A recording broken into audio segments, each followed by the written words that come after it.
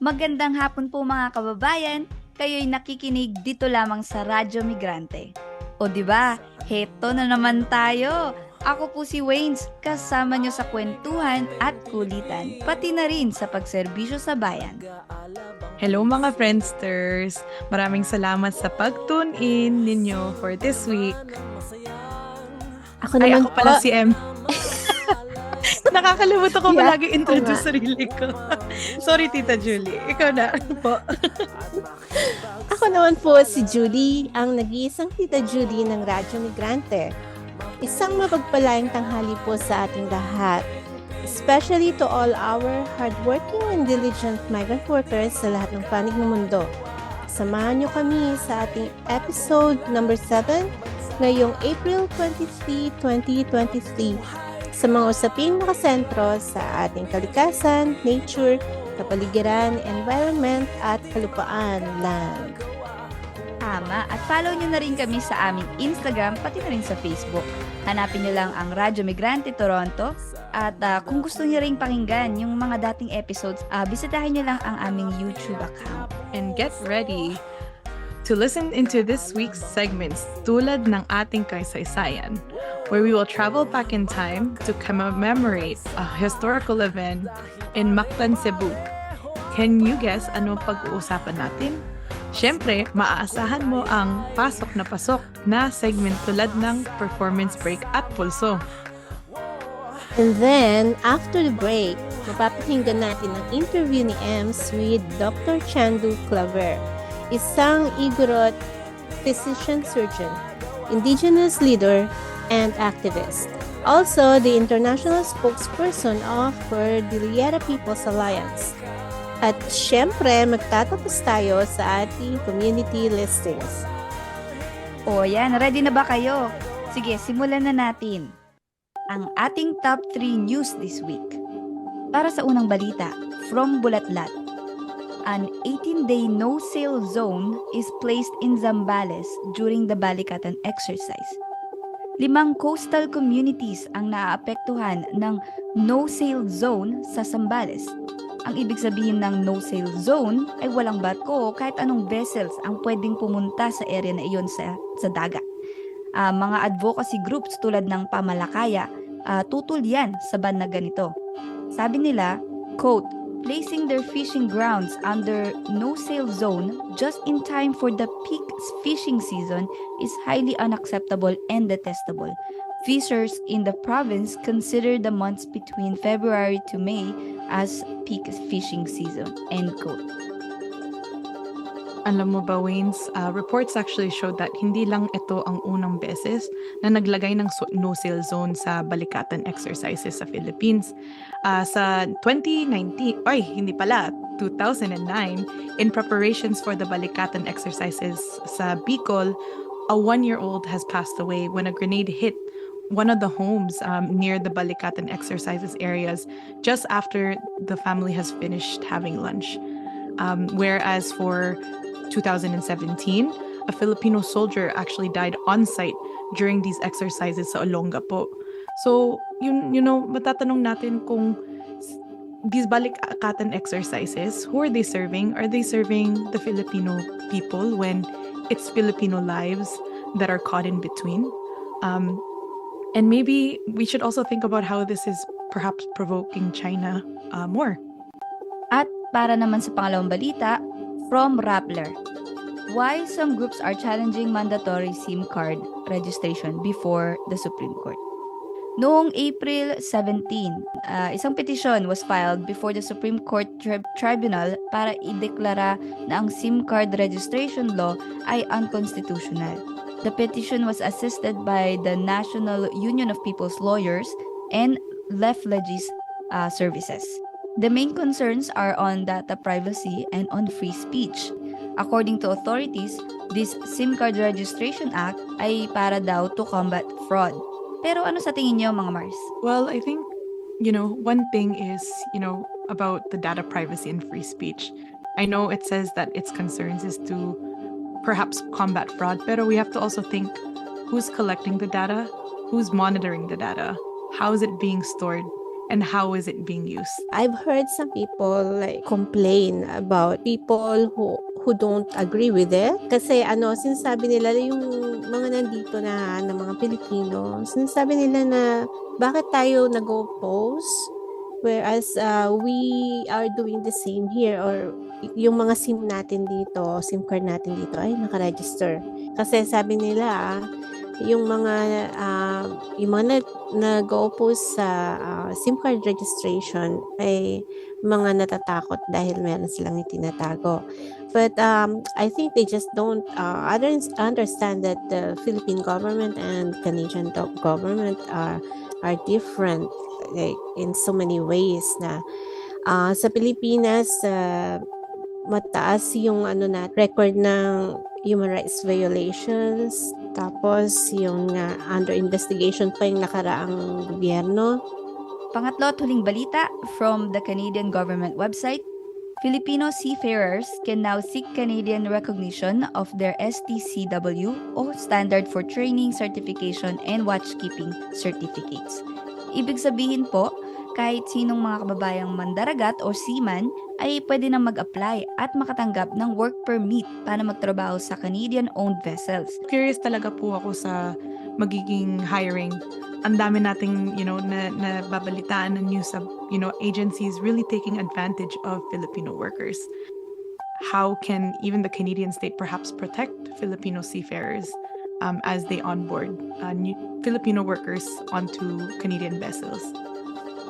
Narinig ko nga na nung pumunta ang Migrante Ontario sa Seafarers Mission Assembly, nalaman nila na some of the experiences of seafarers include precarious working conditions, working additional hours, not being able to take sick days, or are denied shore leave. Ayan, common tema talaga ito tuwing tinitingnan natin ang mga bagong polisiya o programa ng Canada na para daw sa mga Pilipino. Kailangan nating analisahin kung para ba talaga siya sa mga Pilipino or para siya sa ekonomiya lang ng Canada. At meron bang mga support and aid in place para siguraduhin napoprotektahan ang labor rights ng mga Pilipinong mag-a-apply dito sa programang ito. So maraming salamat Ems and Tita Julie for accompanying me in this ating news for the week. Patuloy po kayong nakikinig sa Radyo Migrante dito sa Toronto's Best Filipino Community Program, Vibe 105. Natunghayan po ninyo ang mga balita at ngayon naman, magbalik tanaw tayo sa kasaysayan at kultura ng Pilipinas. Sige, pakinggan po natin. Hello, ako po ulit si Ems, bringing you today's segment of Ang Ating Kasaysayan. Tara, let's learn more about our Filipino history and remind ourselves that history is a way that we get to know more about ourselves and our culture. So, Waynes, Tita Julie, may tanong po ako sa inyo. Kung naalala nyo, I made the listeners guess what our history lesson would be for today. Ang hint ko ay nangyari to sa Mactan, Cebu. May clue ba kayo anong pag-uusapan natin ngayon? Ito ba yung time na finally naispatan ni Magellan ang Mactan, Cebu? Love ko yung word niyo, Tita Jill, naspatan. Tamang-tama ka. Today we will learn what the Battle of Mactan means, and it actually took place in April 26, 1521. So on the 27th, that'll be exactly 502 years ago. Grabe, no? So, did you know the typical story of the Battle of Mactan? May fierce clash daw fought in the Philippines during this time. So the warriors of Lapu-Lapu's village in Mactan, who is one of the datus of Mactan, overpowered and defeated the Spanish force that was fighting for Raja Humambon of Cebu under the command of Ferdinand Magellan. So in this battle, Magellan got killed. The outcome of the battle resulted in the temporary departure of the Spanish crew from the archipelago. Yet it's culturally we see it that Filipinos use this as a symbolism of our resistance against the Spanish colonizers. On that day, historians say that based on survivor stories, the odds seem in favor of the Spanish conquistadors because of their quality weapons galing sa Europe, shields and etc. Pero did you know that they said that estimated Lapu-Lapu led an army of almost 1,000 Mactan people that engaged in battle in comparison to the approximately 62 conquistadors that went on to land. Pero did you know, although Lapu-Lapu is known as our national hero, as sabi nga ng isang historian ni Kirby Arulo, it's reminding us that during this time, the Philippines wasn't the Philippines. Siya ay more so ang not the nation state that we know today. During that time, it was an enclave of different islands, different indigenous communities, including Mactan, and including its neighboring island called Sugbu, or alam natin ngayon, Cebu. So si Datu Lapu-Lapu po ay Mactan warrior siya that killed Magellan, but also, his resistance was also not to free themselves only just for the Philippines, but it was really to resist them to be subjugated by the Spanish as Mactan people. I think we still have time for more. So I'll just stick with one more fact.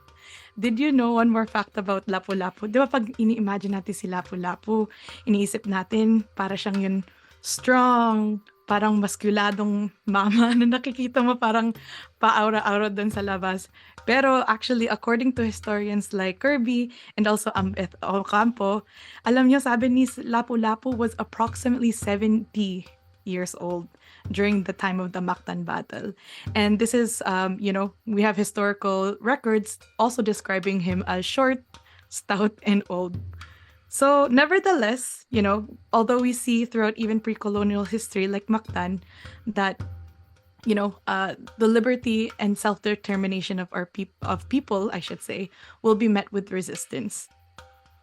To this day, I think we still look up with kay Lapu-Lapu dahil and the people of Mactan dahil patuloy yung laban natin against the forces like US na nagdo-dominate ng Pilipinas and trying to take over lands, economy, pati na rin yung influensya nila sa ating education, sa ating culture. Patuloy ang paglaban natin against those colonizers.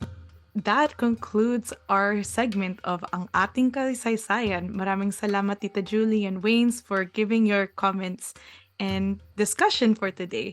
Did you learn something new today? Share nyo yan sa aming Facebook, ha? Hanapin mo lang kami sa Radyo Migrante and join us again in 2 weeks para sa mas marami pang aaralin natin sa ating history. Patuloy po kayong nakikinig sa Radyo Migrante dito sa Toronto's Best Filipino Community Program Vibe 105. Maraming salamat, Ems. At para sa susunod na segment, lumubog tayo sa ating kulturang Pilipino. Ngayon naman, para sa kulturang Pilipino, ako si Julie. Nais nyo bang makadiskubre ng mga makabuluhang kanta, tula mula sa iba't ibang musikero at makata? Ang segment na ito ay magsisilbing espasyo para sa iba't ibang pagtatanghal ng mga talento ng ating kababayang Pilipino. Para sa linggong ito, ang feature song natin ay mula sa bandang Asin, which means salt in English. Ang kanta ay mula pa sa taong 1978. Ang title ay Masdan Mo Ang Kapaligiran o Take a Look at Our Surroundings. Ang Asin ay isang Pinoy folk rock band sa Pilipinas. Nagsimula sila sa trio noong late 1970s bago sila naging quartet and was originally known as the Salt of the Earth. Sige, pakinggan po natin ang kantang Masdan Mo Ang Kapaligiran. At malayo-layo na rin ang ating narating. Ngunit masdan mo ang tubig sa dagat, dati kulay asul, ngayon'y naging itim. Ang mga duming ating kinalat sa hangin, sa langit, huwag na nating paabutin. Upang kung tayo'y pumanaw man, sariwang hangin sa langit natin, matitikman. Mayroon lang akong hinihiling, sa aking pagmanaw sana ay tagulan. Gitara ko ay aking... Alam mo, pinag-isipan ko to bagong henerasyon, you know. I'm coming to the stage in my life na napapag-isipan mo kung, you know, our anak will be able to enjoy what nature has to offer. And so what do we have to do now to take care of it and protect it from aggressive development? Ayan nga rin ang napili ko rin sa lyrics ng kanta, kung saan sinabi niyang hindi nga masama ang pag-unlad kung hindi nakakasira ng kalikasan. Kasi makikita talaga natin na merong lack of consideration sa ating environment, itong mga development plans sa Pilipinas. Alam mo, nag-iisipan ko rin talaga, posible ba na pagtuunan natin ang pag-unlad ng lipunan natin nang hindi natin ini-ignore yung kapaligiran? Maraming salamat sa pag-share ng thoughts nyo, Waynes at Ems. Muli, ako si Julie, lagi niyong maaasahan na maghahandog ng makabuluhang musika, tula at marami pang iba na nagdiriwang ng kulturang Pilipino dito lang sa Radyo Migrante 105.5 FM. Para naman sa ating pulso, pakinggan natin ang opinyon ng mga kabataan tungkol sa kalikasan. My name is Angela Ascension, and I'm a technical consultant for Bantay Kita, the Philippines National Coalition for Mining Accountability and Community Empowerment. And for me, the most pressing environmental issue is climate change, of course, but within the niche of this is the just energy transition. So the just energy transition, it concerns the global shift towards low carbon economies through the phasing out of fossil fuels and transition into renewable energies. But what we're seeing now is a skyrocketing demand for minerals such as nickel, copper, and cobalt, which are necessary for the creation of green technologies, which include electric vehicles, our phones and laptops, and wind and solar energies. And these key transition minerals are highly concentrated in countries such as the Philippines. And with the Philippines being one of the most vulnerable nations to climate change, as well as one of the most dangerous countries in the world to be a land defender and environmental activist, it's concerning that there will be an increasing demand of mining within the region. And local and underserved communities, women and Indigenous communities, and farmers and fisherfolk will bear the brunt of climate change and the devastation caused from weak environmental regulations concerning mining. So it's very interconnected, pero I feel like under the umbrella of climate change, it's just energy transition and how we're going to truly make the energy transition just for the most impacted communities. My name is Olivia Blahuta. I'm a member of Canada-Philippines Solidarity Organization, or CPSO. Hello, my name is Cheryl, and I'm a member of Anak Bayan Toronto chapter. And what changes do you want to see? For me, my hopes are that robust regulatory frameworks focused on strengthened human and environmental rights due diligence is upheld throughout the length of the green energy supply chain. My hope is that frontline communities are being put at the forefront of decision making concerning just energy. What would you like to see change in the future? I think I'd like to see more Indigenous voices, especially in the Philippines, in environmental policy, environmental change, because if we really listen to what they have to say, that what they have to say is pretty much, Philippine state, the US, and Canada out of Philippine lands, China out of Philippine waters, and Filipino natural resources for Filipino. What do you think is the role of youth in climate justice? I think the role of youth in climate justice is to revitalize the movement, to bring courage and the realities of our futures at the forefront. And youth inspire by bringing new thoughts, ideas, new ways of knowing and being into the justice movement, and their role is as important as ever. And oftentimes, policy and decision-making bodies are made up of older generations where creativity is lacking. And so creativity is the catalyst for transformation, and to have true climate justice means to completely transform our profit-driven systems into ones that prioritize people and the planet. And so youth play a pivotal role. Calls are also to free all political prisoners, to defend land defenders, and of course to hold our own government accountable. And we would also call on people who are listening to this interview, whether you're a Filipino or non-Filipino, to join an organization that is supporting these people on the ground, supporting the land defenders. Maraming salamat sa mga nagbahagi ng kanilang opinyon.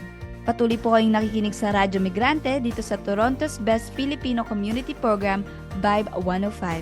Huwag kayong aalis mga kababayan. Makakasama natin uli si Dr. Constancio Chandu Claver, isang Igorot physician, surgeon, activist, and indigenous leader from the Philippines. Ating ipagpapatuloy ang usapan from last week with Dr. Chandu patungkol sa Cordillera Day sa nalalapit na April 24. Mapapakinggan po natin yan after the break. At ayan, ako po ulit ang inyong host, si Ems, to bring you our Pinoy TaU segment o Pinoy Talakayan at Usapan. Dito natin mapapakinggan ang talambuhay ng ating mga kababayan na migrant workers, international students at iba pa. Halina't po, pakinggan na natin ang fresh na perspectives ng ating mga kababayan. O mga friends, nabitin ba kayo sa part 1 of our interview with Doc Chandu? Are you ready to hear what Doc has to say about Whang-Od making the cover of Vogue, his encouraging words for Vanessa Hudgens, and also why it's important as Filipinos in Canada to care about the situations in Cordilleras and the Indigenous people back home and here? This is it! If you want to listen to part 1, you can find it in our YouTube channel, Radyo Migrante FM. Sa mga listeners that are new, I'll reintroduce Doc Chandu. Doc Constancio Chandu Claver is an Igorot physician-surgeon from the Cordilleras region in the Philippines. He is an international spokesperson for the Cordilleras People's Alliance and was one of the founders of the Damayan Society for Migrant Education and Resources in British Columbia. 16 years ago, Dr. Claver and his family migrated to Canada as political refugees after an attempted assassination that cost the life of his wife. Since then, si Doc Chandu continues his advocacy work here in Canada for the sovereignty of Indigenous people everywhere. Tara po, let's listen and learn more from Dr. Chandu. In regards, in connection to sa celebration, we're gonna move on to the hot topics ng media ngayon po. So I know one of the hot topics right now, and I know it's been making its rounds around social media, is Whang-Od, who is 106-year-old. They described as a tattoo artist, but we know that it's been a indigenous practice before it became more of like a tourist or a tattoo culture. We just wanted to know, what are your thoughts on Whang-Od making the cover of Vogue Philippines, and how can this exposure or representation perhaps help raise awareness of the realities of Indigenous peoples in the country? Especially as we discussed about, the indiscriminate bombings that are happening in Cordillera region earlier. Okay. So, let me first say that I have full respect for Elder Whang-Od. He has carried on a traditional practice of tattooing, despite the fact that its use for tattooing warriors for their exploits and tattooing native women for beauty's sake has slowly and actually mainly faded. At the present time, tattooing and the reasons why people want tattoos are very different. Now, being in the cover of Vogue Philippines will no doubt boost the number of tourists wanting to get tattooed by Elder Whang-Od and her assistants. It is important to see that even before the pandemic, the Philippines has more or less required each local government unit, each municipality or even barangay to come up with their own tourist attractions in a bid to boost an already faltering economy. I would think that the village of Boscalan, which is the village of Elder Whang-Od, and the environs therein would experience a tourism boost because of that cover in Vogue. And that's what I think. Now, with regards to your question about whether it would be hurtful, where would be able to raise exposure with regards to awareness with the realities of the condition of IPs in the country? By itself, I don't think it will. By itself, it won't.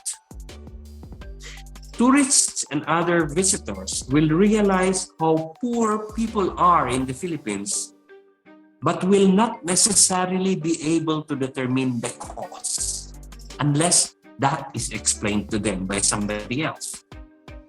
So online and abroad, that exposure of Elder Whang-Od in that cover might be able to bring to the fore the culture of the Igorots and make Cordillerans proud. But again, those exposures focus on the cultural side and does not even give the reader reason to delve deeper beyond tattooing. So that's what I think. Maraming salamat po, Dr. Chandu.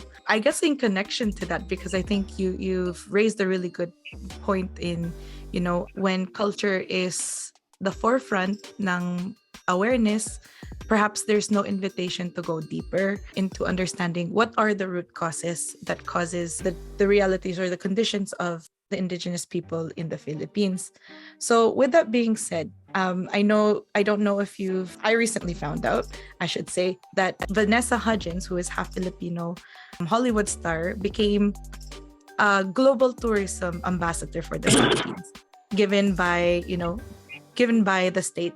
With this being said, being a global tourism is to boost the cultural kind of representation of the Philippines globally.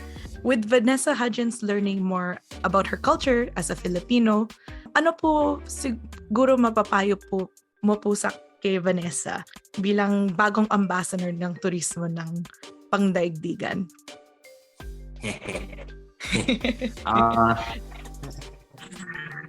Okay, so I most appreciate Vanessa Hudgens' apparent sincere desire to connect and understand her Filipino ancestry.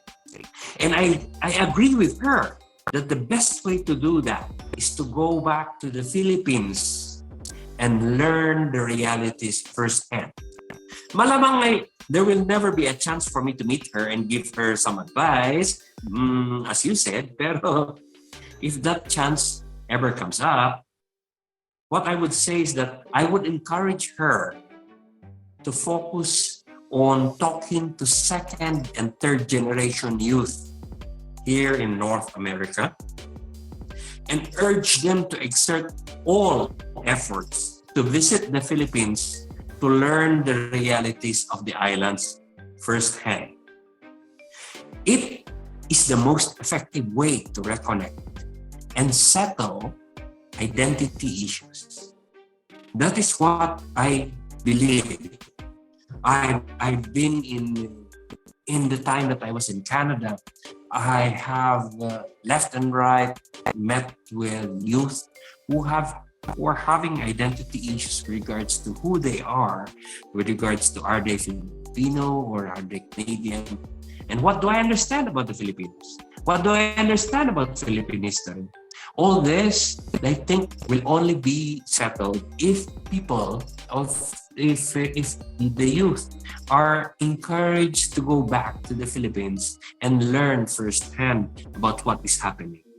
That is what I would advise her. Also, I would encourage her to urge tourists, either Filipino or non-Filipino, to go to lesser known areas such as the Cordillera and the Mindanao areas. Aside from avoiding the congestion in big label tourist spots like, those white sands, those well-known areas. Yes. Maybe if they go to lesser known areas, they are able to see the Philippines in its truer character and have a more chance to interact with it. And that is how tourists would learn more about the Philippines in real terms, rather than just the picturesque or the images beyond being nice and everything. So that is what I would tell Vanessa if I ever get the chance to see her, but I don't know if I ever will. Maraming salamat, Doc Chandu. Perhaps you might bump into her. But thank you for that. And I think you've done such a great way of connecting, what it means to be a part of the diaspora and what that can incite second gen and third gen Filipinos abroad to, connect to our culture. And, when we do travel to the Philippines, it's truly connecting to the people, no? And perhaps not the superficial, as you said, the superficial tourism spots that we all hear about. With that being said, Dr. Chandu, we have two more questions. The next question is actually, you've done such a great way to segue us pabalik po sa Canada. And magiging kulang po ang interview natin kung hindi natin pinag-usapan po ang struggle ng Indigenous people in Canada. So, tanong ko po sa inyo po, paano ba konektado ang struggle of Indigenous people in the Philippines to the Indigenous people here in so-called Canada? Okay. I'll do it this way. I'll say it the same way I've been saying all the time here in BC. Okay. The white colonizer of what is now known as Canada needed to do what the Spaniards did to the majority of the Filipinos. They needed to assimilate. That's the term, assimilate. That's the keyword, assimilate. And change the worldview of the original occupants of Turtle Island, that's the native term of North America. They needed to change that.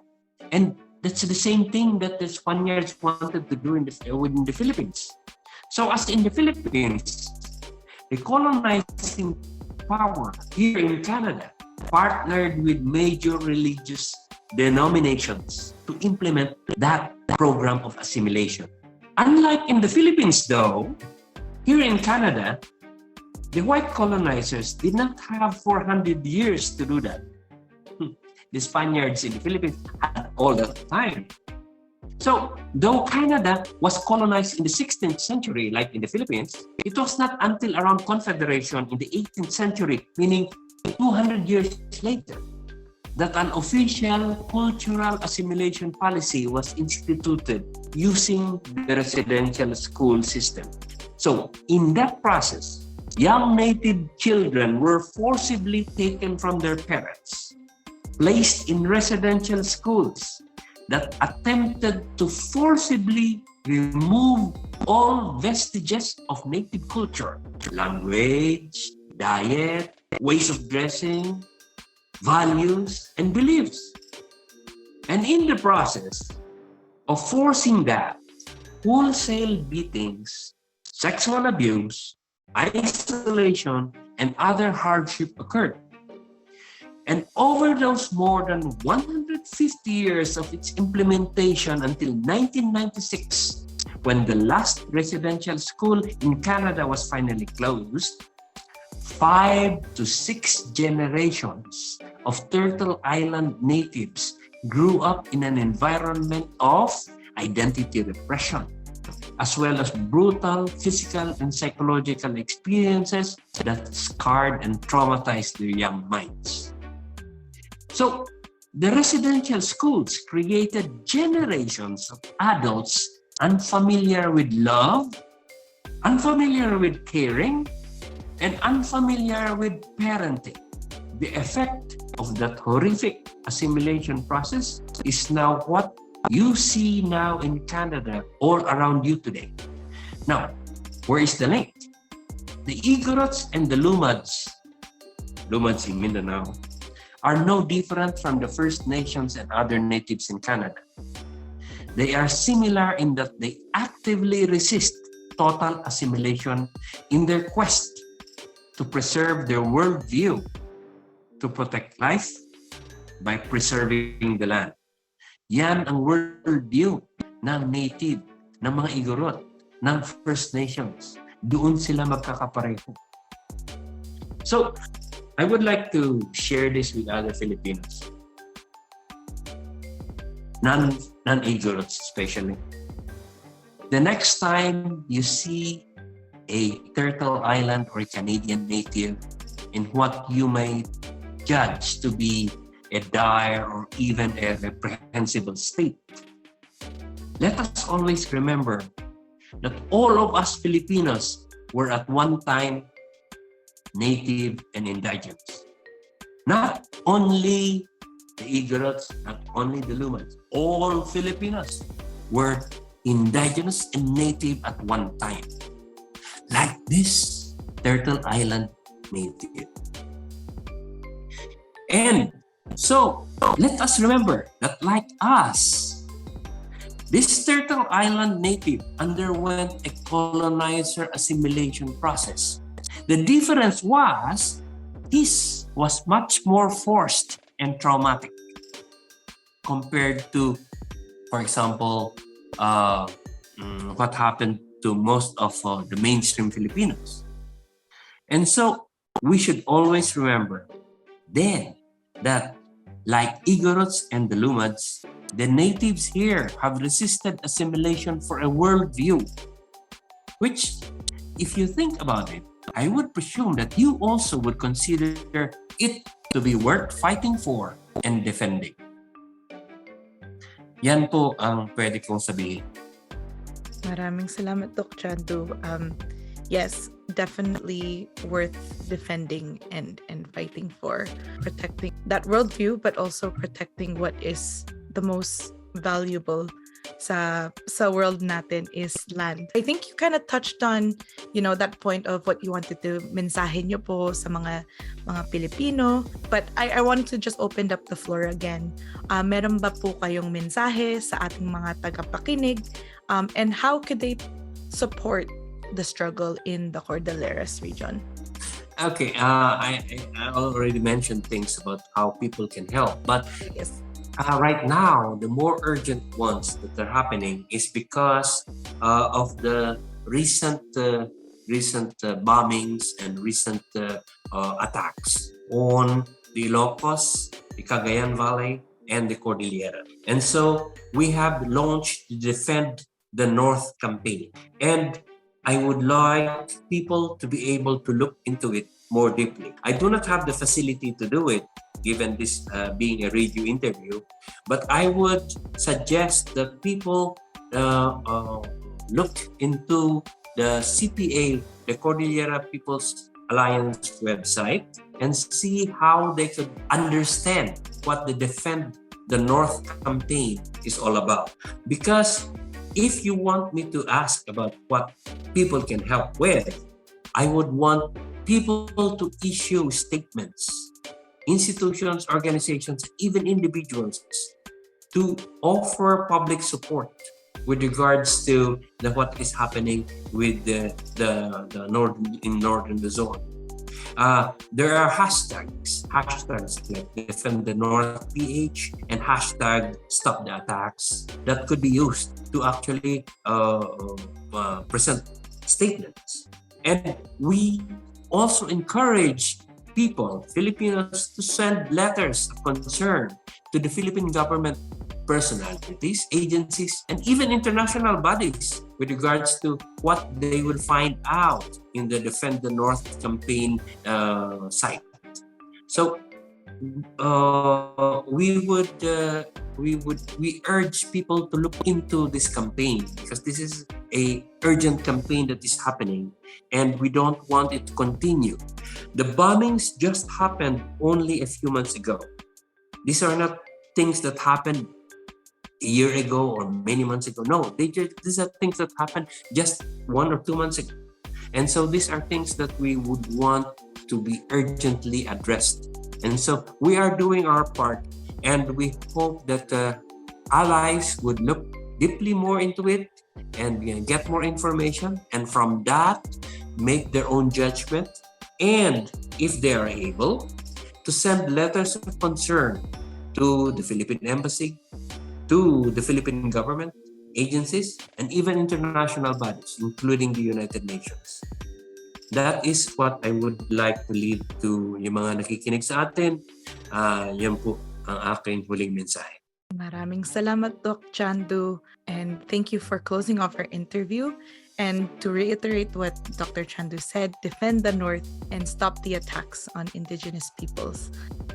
At maraming salamat muli sa inyong pagsusubaybay sa aming segment. Ako muli si Ems na naghahatid sa inyo ng mga fresh perspectives sa ating Pinoy Talakayan at Usapan o Pinoy TaU. Maraming salamat mulit sa pakikinig at maraming salamat kay Dr. Chandu. Maganda nga itong interview ni Ems with Dr. Chandu. Talagang nakita natin na nag-i-intensify ang pag-atake ng mga militar at mga pulisya sa ating indigenous communities sa Northern Luzon. Kaya nga ang panawagan ni Dr. Chandu, suportahan natin ang Defend the North, or ito which encompasses defending Cagayan, defending Ilocos at defending Cordillera. Nakikinig kayo dito lamang sa Radyo Migrante ng Vibe 105.5 FM. Siyempre, to stay updated sa happening sa ating community, ito ang mga event at announcement.